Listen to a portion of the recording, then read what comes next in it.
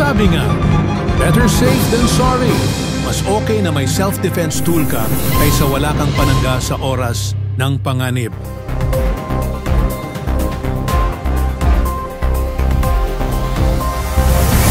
Business Class TV, where ideas meet opportunity. Ito ang pepperella o pepper spray na itsurang payong o umbrella-like. At ito naman ang pepper baton o batuta na may pepper spray, mga non-lethal weapons na imbento ng isang Pinoy creative na PMA Cavalier at former military man. Ako si Ginoong Joel Jesus Supan. Ako ay isang security practitioner. 40 years na ako nagpa-practice sa security. Sa haba ng aking karanasan, ako ay nagsusulat ng libro para sa security. At ako ay ginagawang consultant din ng mga kumpanya kung paano sila makatipid sa security at paano mabawasan ang kanilang mga losses nila sa mga company nila. Nang magretiro, naging productive pa rin siya. Nagagawa niyang pagsabayin ng business at advocacy from the comfort of his home. Basically, nung consultant ako, in-establish ko na yung Stonewall security concept. So, nanganak na lang eventually sa paano ko i-apply yung mga theory na pinipresent ko. Sabi ko is a bloodless law enforcement, naisip kong gumawa nito. Lahat ng pangkaraniwang pepper spray na nabibili, ganito saan mo ilalagay ito? Sa bag, sa bulsa. Ang problema nito, pag na-hold up ka, hinablot yung bag, wala ka na. Pag nasa bulsa mo naman, hinold up ka, dumukot ka sa bulsa, baka bariling ka ng tuluyan. So, sabi ko, ang maganda, ready to use. Dinisguise ko sa payong para hindi na halata. Inimbento ko to. So sabi ko, maliit yung batuta, linagyan ko ng payong. Ang kagandahan nito sa kababaihan, estudyante, ready to shoot na siya. Halimbawa, nasa jeep ka, hold up ito.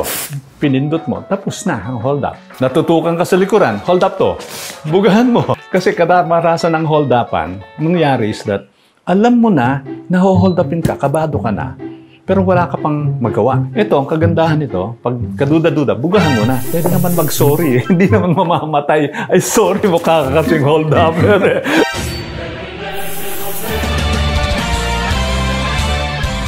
Sa loob ng isang dekada, marami-rami na rin ang tumatangkilik ng pepper baton, ang first invention ni Mr. Supan, at isang ultimate wish niya ang magamit ito sa iba't ibang ahensya ng gobyerno bilang first line of self-defense.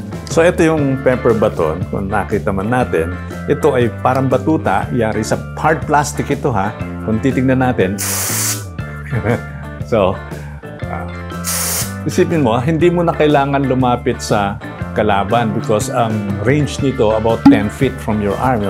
Mahaba yung kamay mo and another 9 feet.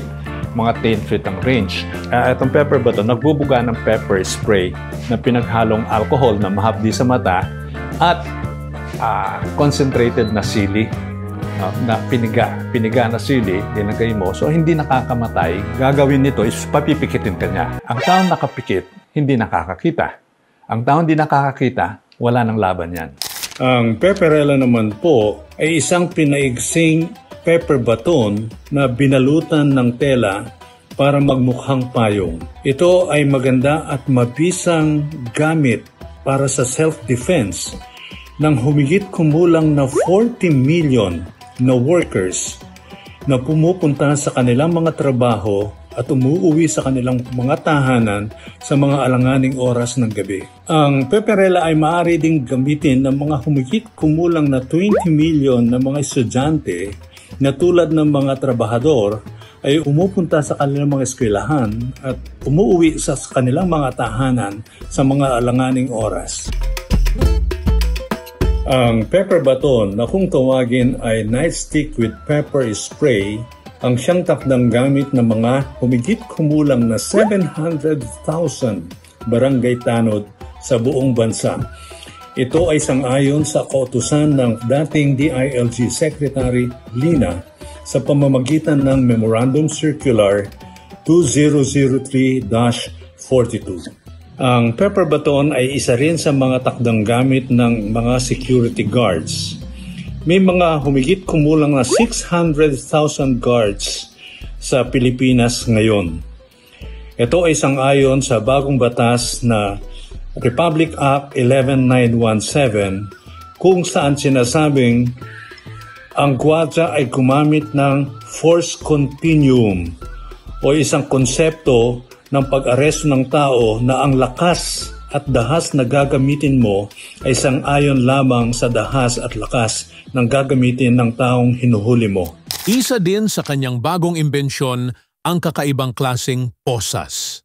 Ako rin ho ay gumawa ng posas na yari sa nylon na hindi ho nakakasakit na tulad ng mga bakal na posas. Ito ho'y mura na at matibay pa.